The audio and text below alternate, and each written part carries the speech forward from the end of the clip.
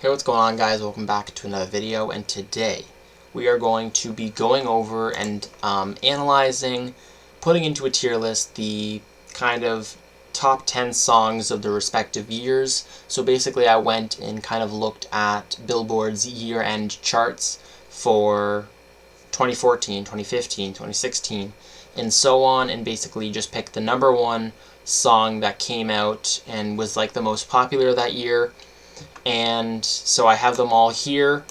I thought kind of 10 years would be kind of a good range to kind of do it, and I thought it would be interesting to do it just because I find it interesting to kind of analyze hit songs that I don't really get a chance to kind of talk about now, basically. So it's kind of nice to go into the past, kind of talk about what my actual opinions are on the song, as how they've aged, and basically what I think of them just quite some years down the road. I feel like a lot of people's perceptions can change a lot of years down the line. For example, like Old Town Road was very well hyped, and now it's kind of actually better recepted than it did when it released, in my opinion.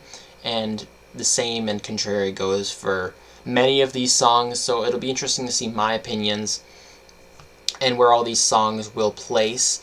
I went with the kind of longest charting song of the year so far in 2024, which is Lovin' On Me by Jack Harlow, and I guess that's kind of a good place to start. So if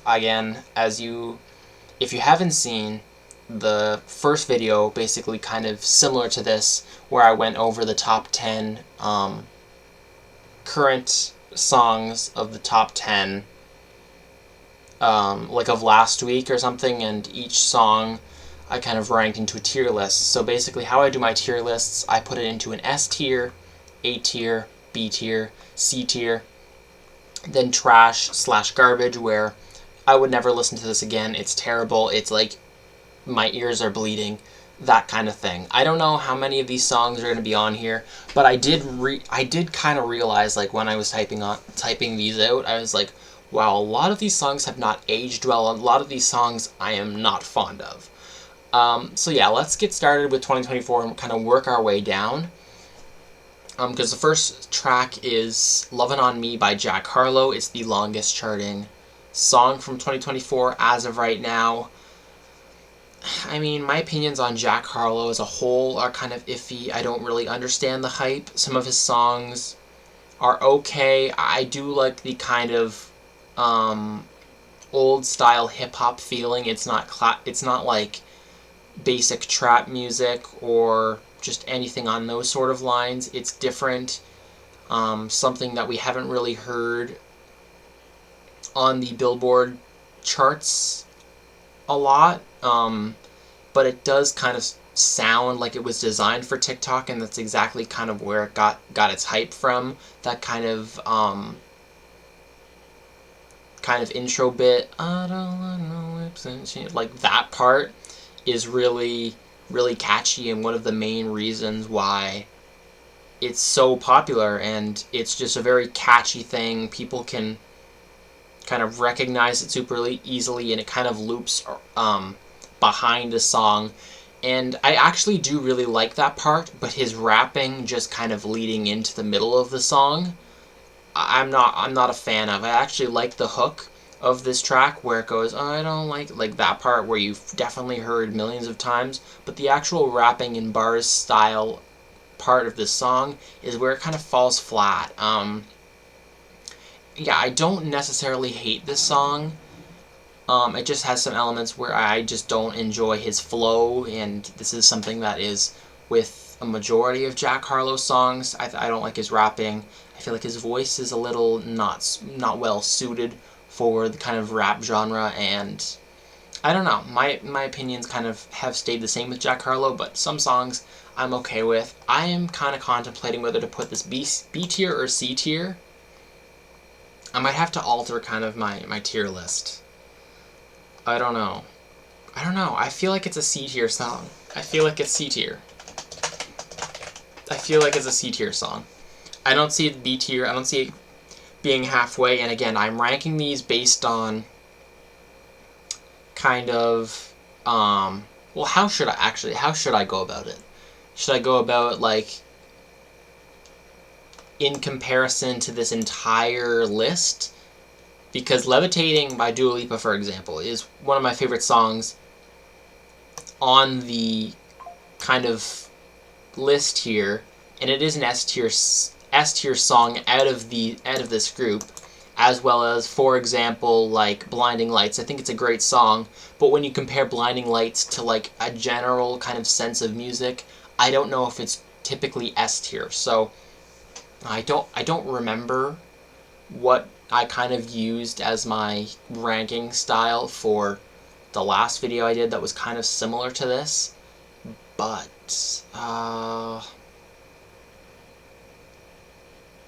I feel like just as a general sense what the song is, I feel like that makes more sense, because you're just going to get a lot of kind of biased kind of analysis when you compare bigger songs compared to actually what I think of them. Like, you know what I mean? You're not going to get the true kind of... But yeah, okay. I'll get to kind of the songs that I do actually really like a little bit later on, and just kind of the differentiating between, yes, I think it's really strong in the context of all the songs that I have listed here, but is it a song that outside of this top 10, is it an S tier song? Is it the same? I don't know, but I think that's just the easiest way to go about it.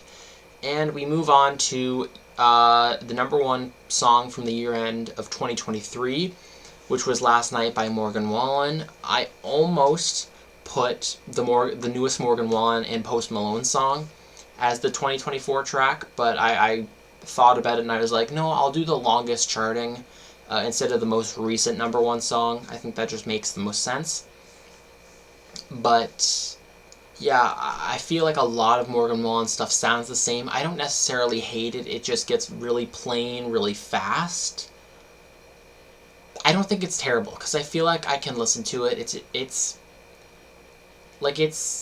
not quite enjoyable to listen to, but like it's not like I would skip it when I first hear it, because I've heard that hook a million times and it's super catchy. Like, that's what kind of defines a hit song, especially a country song.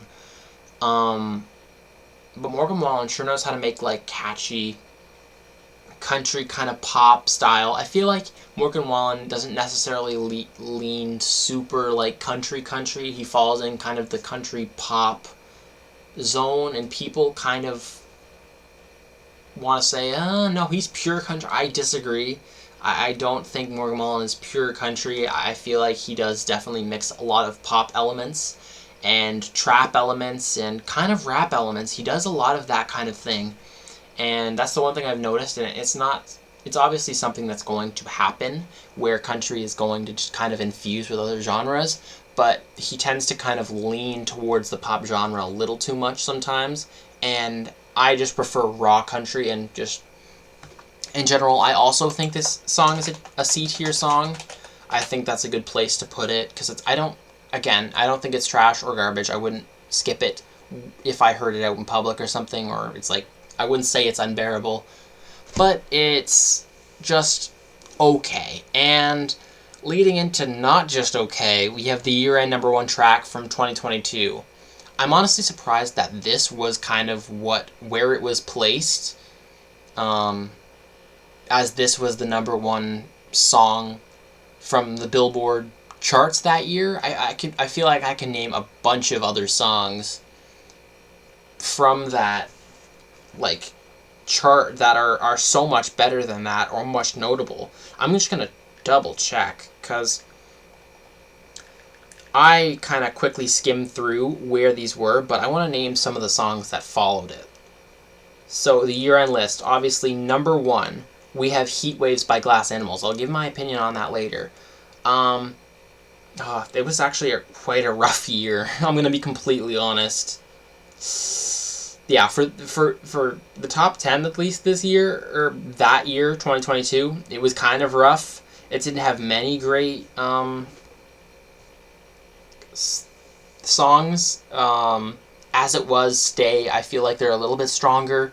Easy on Me by Adele. I like That's What I Want by Lil Nas X. About Damn Time, Industry Baby, Need to Know, the Bad Bunny, Titi Me Pregunto, Woman, even Late Night Talking as compared to like As It Was. I mean, there's some good songs that were released. It was a very, very summer kind of, with Doja Cat blowing up, Bad Bunny, Lil Nas X had his album. There was a lot of good quality music in the summer there, but that kind of quality music didn't kind of be representative of the charts. And yeah, I'm kind of shocked that it is the #1 song, because I think it's very, very annoying, and I actually don't remember it being as popular as apparently Billboard thinks it is. And this is going right into the trash and garbage section. It's just so annoying. It's not even a sense that like it's been overplayed, because I've barely heard this in like public sessions, because I don't go out of my way to listen to this song. I don't know, something about that hook is just boring. It's nothing special. The beat is kind of just there. I can't name a single thing about this track that is redeeming. It's just kind of, it's boring. It doesn't intrigue me, but it also is just really, really annoying. I can't even explain why I find it so bad. It's just the melody of the song that I find so annoying, because generally it's just an okay pop song, and while I would agree it's also annoying, which makes it perfect for a trash and garbage section of the tier list. Maybe controversial, I don't know, but I'm not a big fan of it. Moving on to the #1 track from 2021, which was Levitating by Dua Lipa, either that one or the DaBaby version. I prefer the solo version. But yeah, this was kind of a late blow-up, because this song was released in 2020 along with her album Future Nostalgia. I love that album. She really brought back the disco and happy kind of pop vibes in those early years of the pandemic, where it was kind of depressing. And yeah, this is a fantastic song, along with some of her other big songs like Don't Start Now, Physical, Break My Heart. Like, incredible singles from that album that deserve a lot more. But Levitating is a fantastic song, and in the context of this, as well as just in general, is an S tier song. It's super catchy. It has great production. She sounds great on the track, and it's just the disco kind of production is something that was at that time, 3 years ago, was kind of out of place on the charts, and it was kind of a new kind of swing. As we see, Blinding Lights the year prior was kind of a revitalization of the disco 80s, 90s trend, which has kind of started to fade out. But yeah, no, this is this is an excellent pop song, and an S tier track at the least. Moving on to the year-end song, or #1 song from 2020, which was Blinding Lights by The Weeknd. I do agree that this has been overplayed to an extent, but I still think it's an excellent song. Sorry. I find there are many better songs from that Weeknd album that released in 2020, but it's a very, very significant song of the pandemic. And yeah, this was kind of the start of the disco 80s, 90s kind of trend, and I think The Weeknd did a fantastic job of it. I'm not going to say it's an S tier song, purely because I think it is a little too overplayed, and I know this is a huge factor when it comes to me kind of ranking songs. But yeah, again, it has what Levitating has. It has the catchiness. It's very simple. It's not too complex where it just like it's not fitting for a #1 song, which some of the Weeknd songs are a little too complex for mainstream chart success. And Blinding Lights is a song that doesn't kind of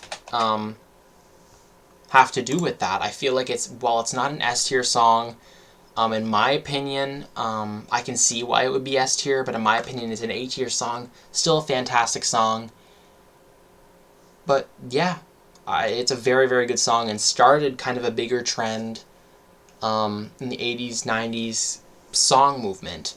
Now, we do have kind of a shift going into 2019, which is Old Town Road from Lil Nas X. It feels crazy that Blinding Lights and Old Town Road are only 1 year apart of basically being a hit song, but it is. And Old Town Road is a fun joke song, and it also kind of made Lil Nas X popular, and it kind of made him, at first, hard to take seriously, but now we know he's an essential feature to the music world in terms of his pop music, his kind of music videos, his styling, just the way that he kind of is unafraid to kind of show who he is.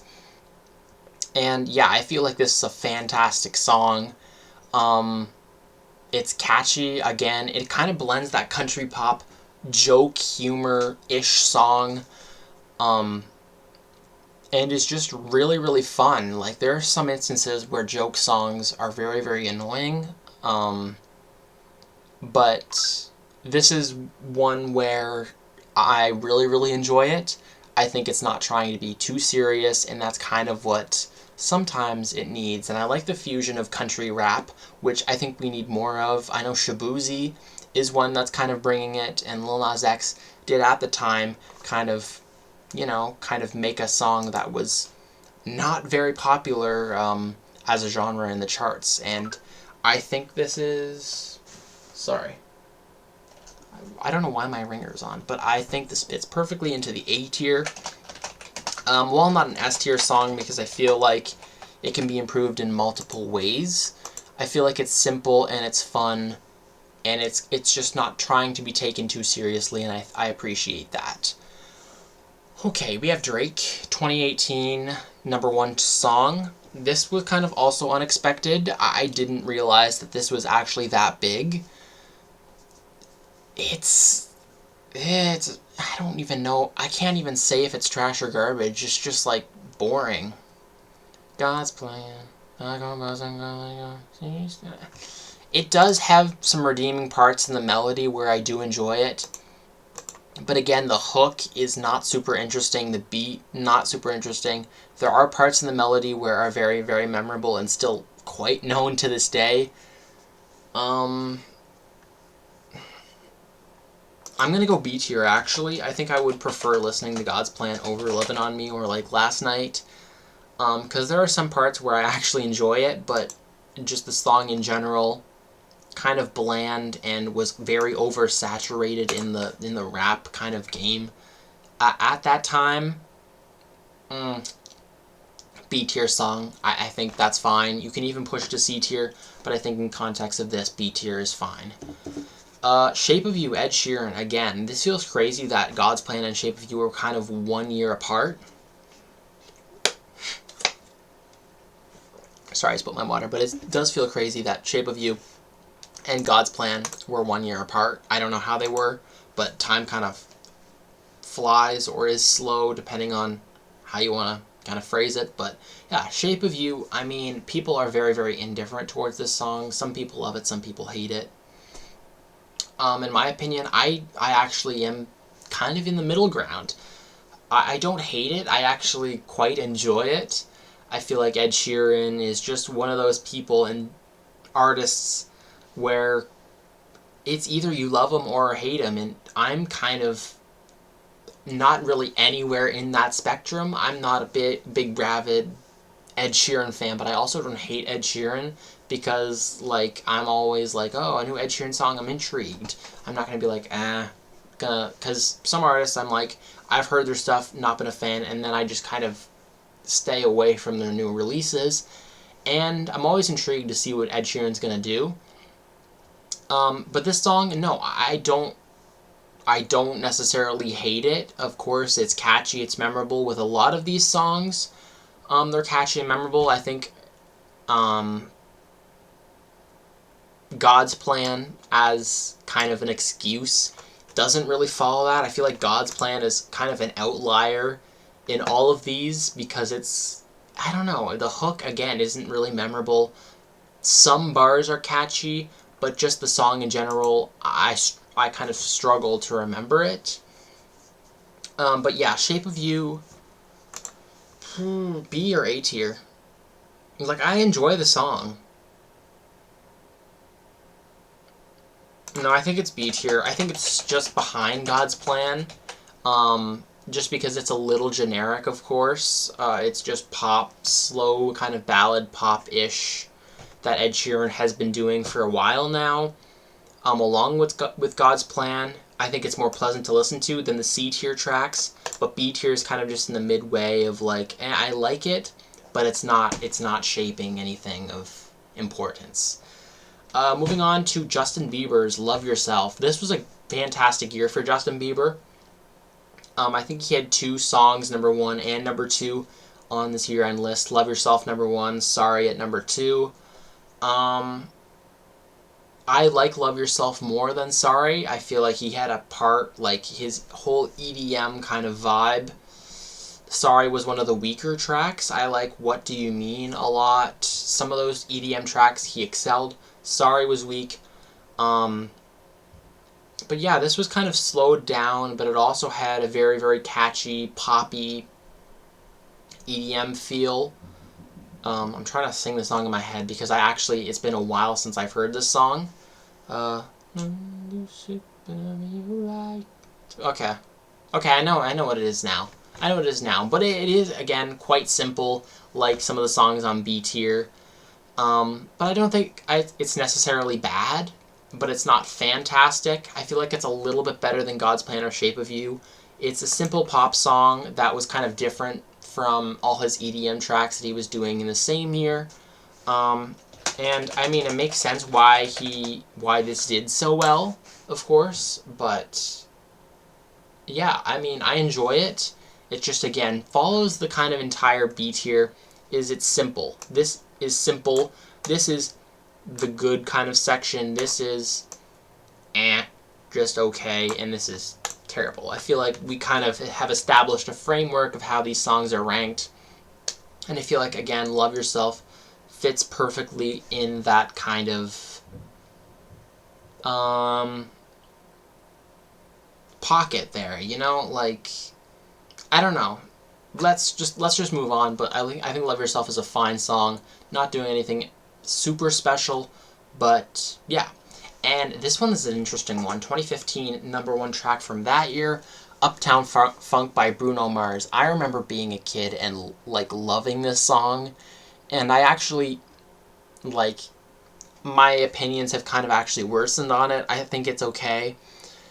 It does bring that classic Bruno Mars vibe with Mark Ronson's production. I think that was a great combination that helped him exceed a lot and was something, you know, it's a kind of a, at least for the charts in general, it was a sound that was kind of like, oh, okay, this is fun.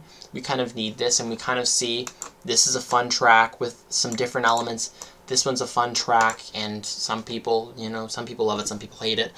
But yeah, this is a fun track, and it's not like anything basically that was popular on the charts. Funk kind of, I don't know, just funk, jazz, inspired Bruno Mars music. Had a lot of great instruments and production by Mark Ronson, of course. Very, very catchy. I know I loved this song as a kid, and I don't even know where to put this now, because I've kind of established a framework, and I don't really want to break it, but do I like Uptown Funk more of a song as a song than Love Yourself? Like,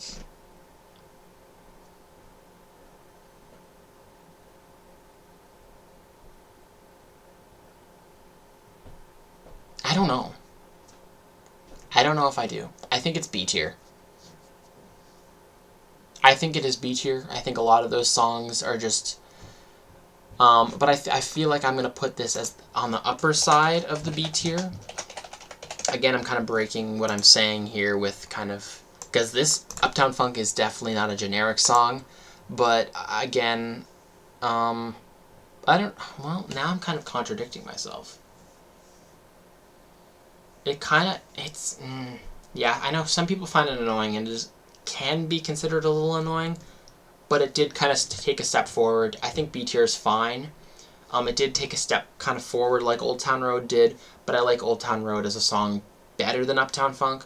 I think that's fine, in my opinion. And now we kind of end with Happy by Pharrell. I can't do it. I can't this song. I can't with that song. I don't know. Maybe a lot of kids like it. This is a very classic kids song. It came from Despicable Me, I think. But I just think it's very, very annoying. It doesn't sound good. It's not. When I think of Pharrell music, this isn't even what I think. I think if Pharrell just, like, I understand the point of the kind of song in terms of the movie, but, like, picturing Pharrell producing and making this song compared to the stuff that he's done before, within the past couple of years, it's just kind of mind-blowing. But no, I just find it very, very, it's almost like too happy. There's some instances like that Justin Timberlake song, Can't Stop the Feeling. I think it's one of those moments where it's like too happy. It almost gets annoying, and it's like, okay, can you like take it down a notch? Like, it's okay to have fun, but like at some point it becomes a little annoying, and that's one of those songs where like I can't do it anymore.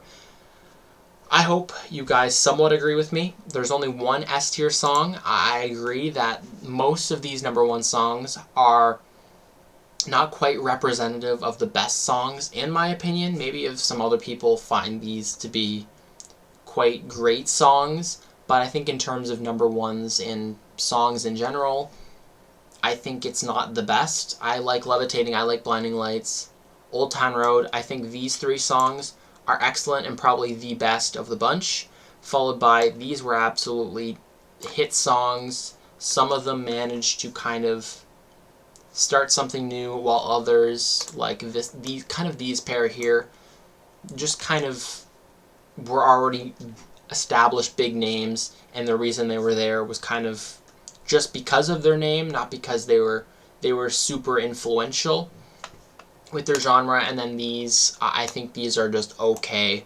Nothing compared to the classic hit songs.